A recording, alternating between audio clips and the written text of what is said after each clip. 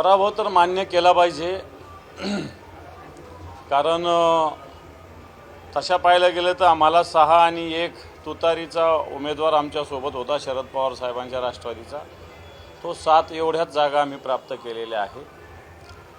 बाकी आम्ही जवळपास 30 ठिकाणी दुसऱ्या नंबरवर, 35 ठिकाणी दुसऱ्या नंबरवर राहिलेलो आहे. प्रचार शिवसेनेनं अतिशय जोरात, कोणत्याही पक्षाचा नव्हता एवढा प्रचार जोरात झालेला. घरोघरी आम्ही पोहोचलेलो. उद्धवजींची सभासुद्धा विराट झालेली. परंतु शेवटच्या दिवशी धो अतिवृष्टी पैशाची या संभाजीनगरवर भारतीय जनता पार्टीच्या आकाशातून झाली आणि मला वाटतं या धोधोतून बाकीच्या सगळ्याच पक्षांचं मताचं पीक भारतीय जनता पार्टीनं कापून नेलं हे स्पष्ट म्हणावं लागेल. कारण आमचंच नव्हे तर शिंदे गट जो आहे हे सुद्धा 11-12वर पोहोचलेले आहेत. फक्त काँग्रेस तर 1 वर आहे. वंचित बहुजन आघाडी 4 जागा जिंकून आहे. एका वार्डाचं त्यांचं पॅनल आलेलं आहे. परंतु ज्या पद्धतीनं सत्ता आणि संपत्ती याचं प्रचंड वापर या महापालिकेच्या निवडणुकीत झाला. प्रत्यक्ष मतदार 5,000 पासून तर 12,000 रुपयापर्यंत भारतीय जनता पार्टीनं वाटले. त्यांच्याकडे आहे म्हणून त्यांनी वाटले.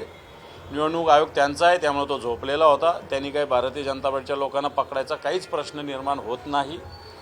परंतु अशा पद्धतीनं निवडणुकीत पैशाचा प्रचंड वापर झाला. एक तक्रार माझ्याकडे प्राप्त झालेली आहे एका ठिकाणची, की ज्यावेळेस काउंटिंग करत असताना जो EVM मशीन आहे हिच्यावर ऑलरेडी 14 तारखेलाच 25% मतदान झाल्याचं निदर्शनास आलं. तपासणीमध्ये सुद्धा आणि अन्य कारणामध्ये सुद्धा आलेलं आहे. एक घटना तशी घडलेली.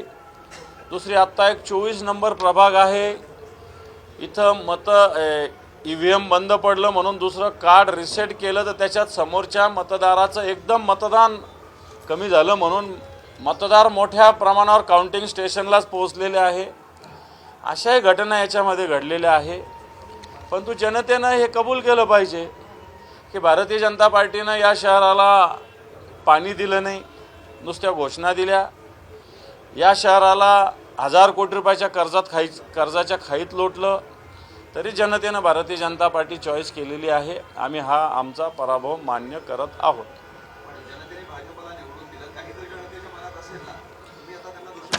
नाही असेल, असू शकतं जनतेच्या मनात. परंतु जे मागच्या काळातलं होतं ते मी सांगितलं तुम्हाला की या शहराला 9-9 दिवसाला पाणी मिळतं. मागच्या वर्षी 365 दिवसापैकी फक्त 44 दिवस पाणी मिळालेलं आहे. या शहरात कचऱ्यापासून तर सगळ्या एजन्सी गुजरातहून येतात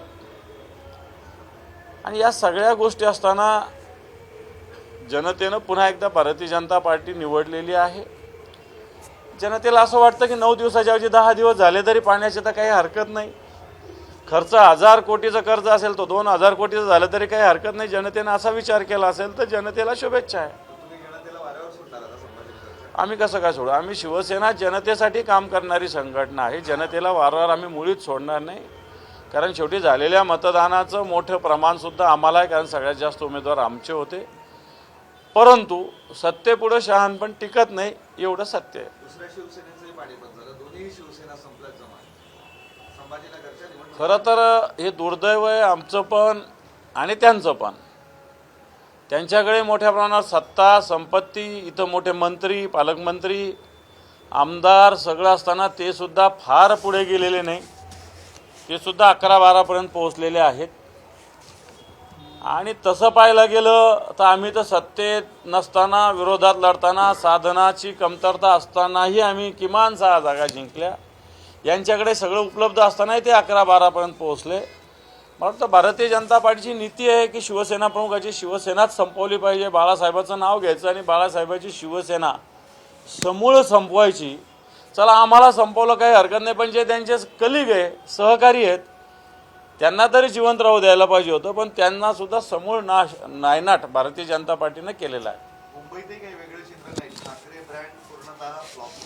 असं म्हणता येणार नाही. मुंबईमध्ये 70च्या वर जागा उद्धवजी आणि राजसाहेबांच्या माध्यमातून जिंकलेल्या आहे. हा साफ झाला नाही.